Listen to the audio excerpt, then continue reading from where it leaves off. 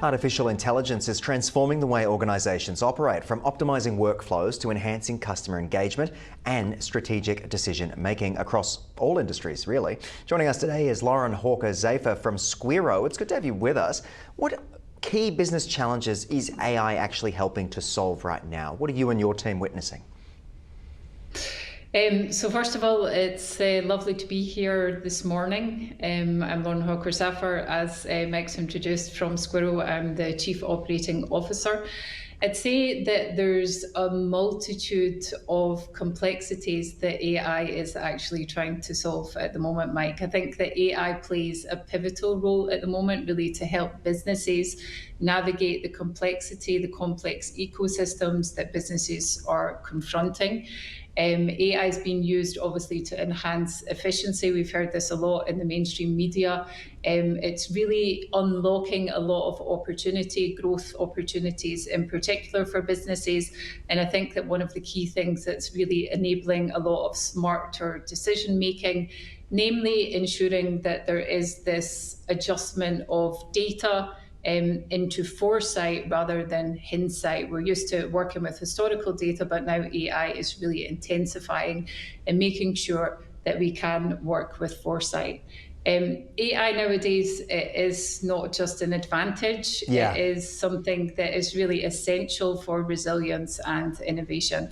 And we see it mainly from a Squiro perspective being used for things like productivity and efficiency gains. That's one of the leaders at the moment, but also innovation depending on the sector, a lot of automation requests, as well as operational cost reduction, and of course the unification of a lot of workflows. Yeah, 100%. And it is that unification and that management of all those data sets and things that makes this such a powerful tool. But what measurable benefits are organisations seeing from these AI solutions? Everyone's always looking to get that ROI, or they understand exactly what they are getting out of it, especially those who perhaps don't understand or have time to understand and they're far too busy leading, etc. Of course, I think that that's the key concern for a lot of organisations at the moment. When AI became mainstream, we went through 2024, it was a lot of pilots, a little bit of MVP testing where artificial intelligence could have a real impact. But now in 2025, we've seen that organisations are really using AI, as you've mentioned, to try and achieve these tangible results. And these things are like measurement on faster project delivery. We've got a lot of ROI that's seen on a reduction of operational costs. That might be through automation. It might be also through efficiency in workflow. Minimization. We've also got improved forecast accuracy, real ROI impacts on that. Given the movement as well into predictive analytics in real time, we're also seeing, that interactive supply chain analysis that's reducing a lot of costs. And at the same time, we've had this introduction to hyper-personalization, which the impact leads to tangible, visible results and a lot of things that incorporate the customer into the customer experience. So that's really where we're seeing those measurable benefits for organisation, I think. Yeah, okay. So how could businesses perhaps start to prepare for that next wave of AI adoption? Let's face it, there's new tools coming out all the time. I can only imagine what's next. That is the big question. It's the big question about what is next. So I've touched upon it, in my opinion, heavily watching it in the emergence of the Chief Operating Officer's angle, but also from Squiro. We work with a lot of regulated industries, a lot of regulated clients.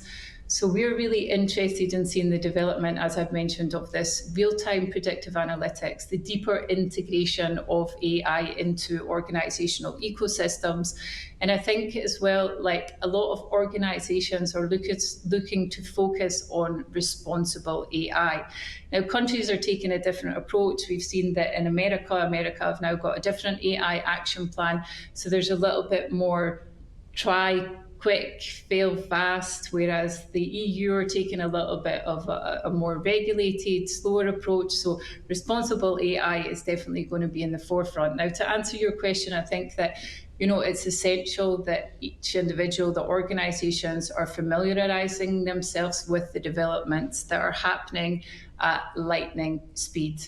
I think it's important that there are AI specialists definitely on the executive board. We've seen a lot of motion where executives are now immediately looking to ensure that there is an AI partner on decision making from with a the bit of board down. Oversight. Yeah. Lauren, exactly. That regulation and guardrails are really crucial in that, yeah. And I'm glad you've touched on that. It's a perfect spot to sort of leave it for us. But I also want to ask where people can go to find out more about Squirro, just in the interest of time. Yeah, definitely.